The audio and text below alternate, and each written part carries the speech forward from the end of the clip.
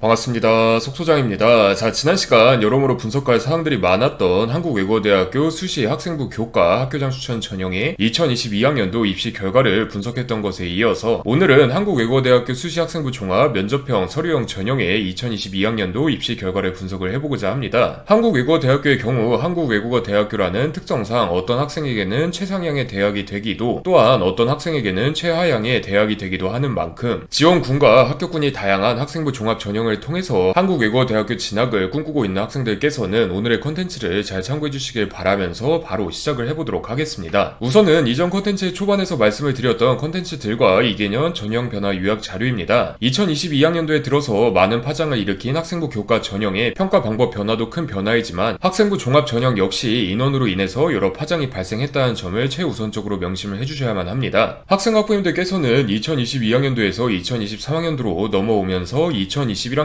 2022학년도로 넘어오며 발생한 변화만큼은 아니지만 마찬가지로 인원 규모로 인한 변화가 발생했다는 점을 인지해 주시길 바라면서 해당 내용에 대한 자세한 분석이 담긴 위에 2023학년도 그리고 2022학년도 전형계획 분석 컨텐츠 1독을 추천드리면서 본격적인 전형 분석을 시작을 해보도록 하겠습니다. 자, 첫 번째로 말씀드릴 전형은 2023학년도에 들어서 면접 평가의 비중이 확대될 예정인 학생부 종합 면접형 그리고 소프트웨어 인재 전형입니다. 두 전형이 별개의 전형임에도 불구하고 하나로 묶어놓은 이유는 학생부 종합 소프트웨어 인재 전형이 말이 소프트웨어 인재 전형이지 사실상 글로벌 캠퍼스의 컴퓨터공학부 및 정보통신공학과 한정 학생부 종합 면접형 전형이라 보아도 무방하기 때문에 그렇습니다. 실제로 오늘 컨텐츠의 참고 자료가 된 대학 어디가 자체에서도 두 전형을 동일한 전형으로 평가해서 함께 기재를 해두고 있는 상황인 만큼 해당 모집 단위를 지망하시는 학생들께서는 이 점을 참고하시면서 살펴보시는 것을 추천드리도록 하겠고요. 그 다음 자료는 해당 전형의 2022학년도 입결 자료입니다. 해당 자료를 살펴보실 많은 분들께서 생각보다 입결이 많이 낮네라고 여기실 수도 있겠지만 위에서 말씀드렸다시피 한국외국어대학교의 특성상 비일반고 학생 그 중에서도 특히 외국 국제고 학생들 다수가 모집 단위별로 골고루 섞여 있어서 이 합격자 평균 내신 등급의 의미가 실질적으로는 크게 없다는 점을 고려하시면서 살펴보셔야만 합니다. 특히 2022학년도에 들어서 해당 전형의 모집 인원이 서울 캠퍼스를 기준으로는 371명에서 163명으로 208명 정도, 글로벌 캠퍼스를 기준으로는 255명에서 137명으로 118명 정도 줄어들었다는 점을 고려를 한다면 평균의 대상이 되는 표본 자체의 안정성이 확보가 되지 않는 상황이기 때문에 이 평균의 의미가 더더욱 없다고 할 수가 있고요. 솔루션 진행자들 한정이기는 하지만 기본적으로 일반고 출신 학생이 해당 전형에 합격을 하기 위해서는 아무리 낮아도 2점대 초중반을 벗어나지 않는다는 점을 여러분들께서는 참고를 해주시면 좋을 듯 하겠고요. 그 다음 자료는 해당 전형의 2개년 입결 비교 분석 자료입니다. 지금 이 모집 인원 상황을 보면 알 수 있다시피 대다수의 모집 단위에서 매우 큰 폭으로 인원이 줄어들었고요. 그에 따라서 가지각색의 변화들이 발생하고 있습니다. 조금 이따가 말씀을 드릴 학생부 종합 서류형 전형의 입시 결과를 살펴보시면 아시겠지만 2022학년도에 들어서 한국외국어대학교가 일어난 전형별 인원 변화의 흐름은 학생부 종합 면접형 전형의 모집 인원을 떼다가 학생부 종합 서류형 전형에 들이붓는 양상이라고 요약을 할 수가 있는데요. 전년도의 경우 너무 많이 줄어든 학생부 종합 면접형 전형의 모집 인원에 두려움을 느껴서 학생부 종합 서류형 전형으로 묻지마 지원을 하는 경우도 많이 접할 수가 있었습니다. 물론 학생부 종합 면접형 전형에 비해서 학생부 종합 서류형 전형의 충원율이 압도적으로 높다는 점, 즉 학생부 종합 서류형 전형에 일반적으로 더 우수한 학생들이 지원한다는 점을 함께 고려를 해보면 해당 묻지마 지원 학생들이 효과적인 전략을 구성했다고는 할 수는 없겠지만 또한 당연하게도 불합격한 학생이 대다수였지만 학생부 종합 면접형 전형에 최초 합격군에 들어갈 만한 학생들 중에서는 학생부 종합 서류형 전형의 높은 충원율 덕분에 뜬금없이 면접을 보지 않고도 편하게 합격을 한 케이스도 종종 찾아볼 수 있었다는 점을 석 소장은 여러분들에게 꼭 말씀을 드리고 싶습니다. 해당 사례들의 경우 모집 인원 및 충원율의 중요성을 알려주는 사례이기도 하니 두 전형 사이에서 고민 중인 학생 학부님들께서는 방금 석 소장이 드린 말씀을 꼭 참고해 주시길 바라겠고요. 자, 그 다음으로 두 번째로 말씀드릴 전형은 모집 인원 변동을 제외를 하면은 3년간 꾸준히 큰 변화 없이 운영되어 오고 있는 학생부 종합 서류형 전형입니다. 2021학년도에서 2022학년도로 넘어오면서 학생부 종합 면접형 전형의 인원을 흡수해서 인원이 큰 폭으로 증가했지만 2023학년도에 들어서는 흡수한 인원 중 일부를 다시 학생부 종합 면접형 전형에 넘겨줌으로써 인원이 소폭 감소한 상황이라고 요약을 할 수가 있으니까 학생학부님들께서는 본 입결 자료를 살피실 때 2023학년도 학점 모집 요강을 함께 참고하셔서 꼭 본인이 지원하고자 하는 모집 단위 인원이 어떻게 변화되었는지 확인하시는 것을 추천드리도록 하겠고요. 그 다음 자료는 해당 전형의 2022학년도 입시 결과 자료입니다. 위에서 말씀을 드렸다시피 학생부 종합 면접형 전형에 비해서 면접을 보지 않아도 합격할 만한 역량을 갖고 있는 대체적으로 우수한 학생들이 주로 지원하는 전형인 만큼 몇몇 모집 단위를 제외하면 높은 충원율과 최종 등록자 평균 내신 등급이 나타나고 있습니다. 해당 전형 역시 마찬가지로 외국 국제고로 유학되는 비일반고 학생들의 유입으로 인해서 이 평균의 의미는 딱히 찾을 수가 없는데요. 전형 자체에 대한 이야기와는 별개로 석소장의 경험상 해당 전형을 중심적으로 준비하는 학생들 중 최상향으로 고려대학교 학생부 종합 학업부 수형 전형을 병행 준비하는 경우가 유난히 많다는 점을 말씀을 드리고 싶습니다. 석소장이 이렇게 말씀을 드리는 이유는 학생부 종합 면접형 전형의 면접일 자체가 수능 이전으로 잡혀 있어서 여러모로 부담감이 크기 때문에 전형 자체의 윤리보다는 전형 요소적 측면으로 인해서 면접 없이 서류만 제출하면 끝인 학생부 종합 서류형 전형으로 지원을 하고 별다른 변수 없이 수능 최저학력 기준 준비에 최선을 다하는 학생들이 많다는 점을 말씀드리기 위함이기도 하지만 몇몇 모집단에 대한 충원율이 결국 당해 연도의 수능 난이도 및 고려대학교 학생부 종합 학업부 수형 전형의 수능 최저학력 기준을 충족시키는 학생들이 얼마나 되는지에 영향력을 받는다는 의미이기도 하니까 학생과 학부모님들께서는 이 점을 꼭 참고해 주시길 바라겠습니다. 자, 그리고 마지막 자료는 해당 전형의 2개년 입결비교 분석 자료입니다. 학생부 종합 면접형 전형과는 달리 모든 모집 단위에서 모집 인원이 골고루 증가했으며 최종 등록자 평균 내신 등급이 상승한 모집 단위들보다는 하락한 모집 단위들이 많습니다. 전체적인 충원율을 살펴보시면 알 수 있다시피 해당 전형의 최초 합격군은 보통 한국외국어대학교보다 상위 네임밸류를 갖고 있는 대학으로 탈주를 한다는 점을 확인할 수가 있는데 이런 충원율 지표가 아까 말씀드린 의도치 않은 묻지마 지원자의 성공 사례를 만드는 주된 원인이기도 합니다. 학생 학부모님들께서는 충원율 지표 이외에도 학종 모집 인원의 변화를 꼭 고려하시면서 지원 전략을 수립하시길 바라겠고요. 저번 컨텐츠와 오늘 컨텐츠를 통해서 함께 분석을 했었던 한국외국어대학교의 2022학년도 수시 입결 분석 컨텐츠는 이만 마무리를 짓도록 하겠습니다. 학생 학부모님들께서는 꼭 오늘 컨텐츠 이외에도 이전의 컨텐츠들도 한번 읽어보시는 것을 바라면서 또 다음에 좋은 컨텐츠로 여러분들을 찾아뵙도록 하겠습니다. 감사합니다.